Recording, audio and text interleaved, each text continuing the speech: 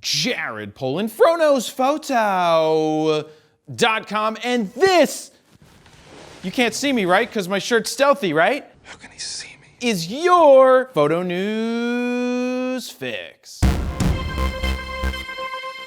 This fix is brought to you by Fro366, which is sponsored by Canon. Last year, Canon sponsored me giving away 365 prints, all printed on the Canon Image Prograph Pro 1000 inkjet printer. This year, they're at it again and sponsoring Fro366. It's a leap year, so I get to give away one extra print. For full sweepstake rules and to get entered for free, head on over to canon.us/Fro366. First up, did you know there was such a thing as the SD Association? No. Well, according to Wikipedia, the SD Association, or SDA for short, is not to be confused with the SBA, which is Small Business Administration, is an American nonprofit organization that sets memory card standards intended to simplify use and optimize the performance of consumer electronics that people use in every country. Oh, and by the way, it was founded in 2000.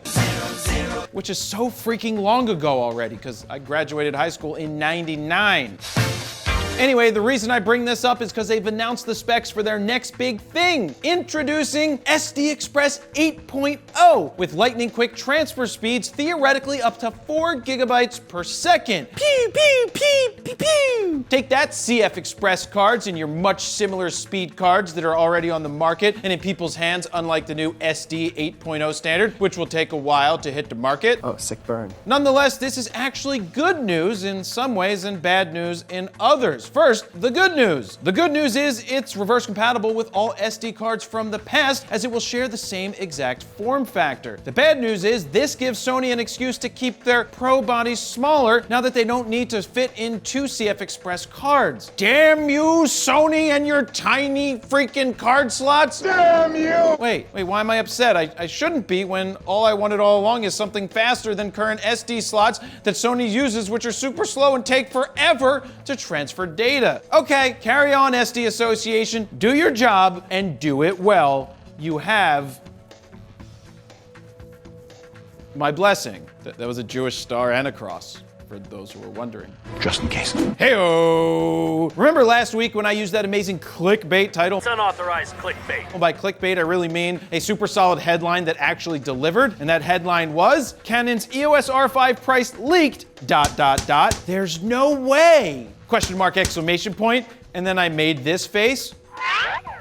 Well, if you didn't see it, the rumor was floating around that the price of the Canon EOS R5 might be upwards of $6,700. Now, if you legitimately started bitching online that Canon is crazy for pricing the camera that high, let's play Pictionary and I'll tell you what you can do. It's a door! Use it! Well, this week, Canon Rumors is reporting that their source has told them the EOS R5 will have a launch price of under $4,000, except in Canada, where it definitely will be well over $4,000, probably more like 40,000 Canadian dollars to be exact. Don't give me that fat cat fatted lip wiggling. How many times do I need to tell you guys I think the camera will be priced around $3,500 or $3,600? So stop listening to outrageous rumors unless they come from me. Now, there still hasn't been an official announcement date announced, but when it does get announced, I will be the first, second, or third to announce it to you, except if you're in Canada. You'll have to wait. You guys are dicks. Sorry. Let me cut in here real quick and let you know that June 1st, 2020 is the 10-year anniversary of FroKnowsPhoto.com. 10 years, man.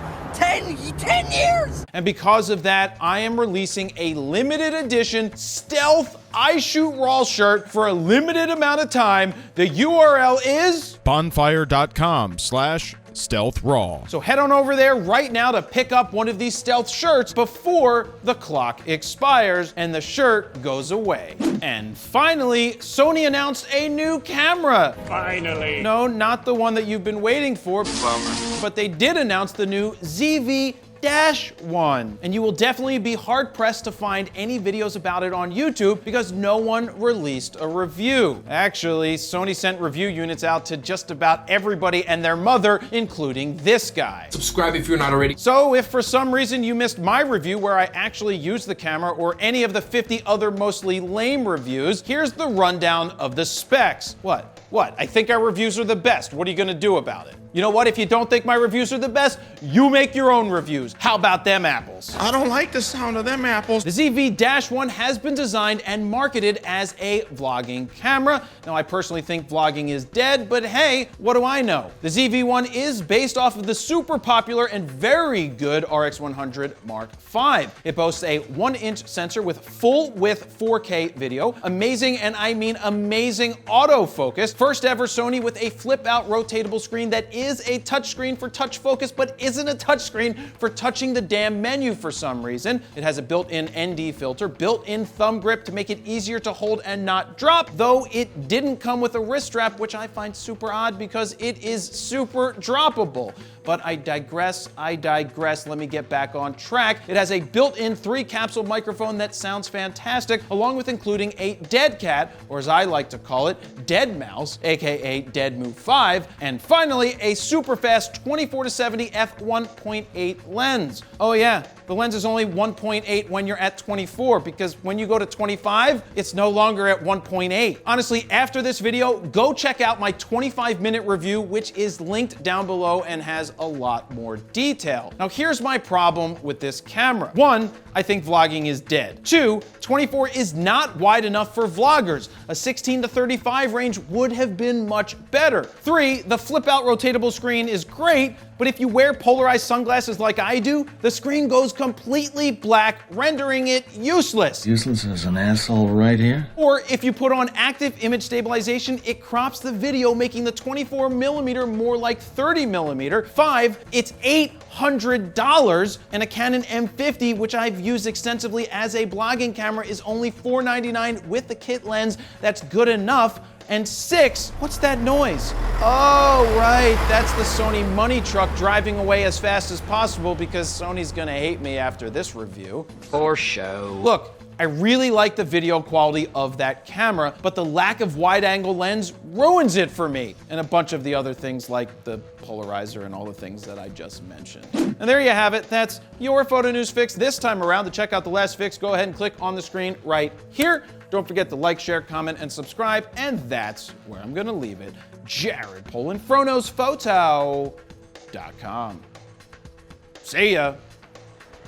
No, don't drive away, Sony. Come on. Give me the money. Show me the money. All right, go away. I don't want your money anyway.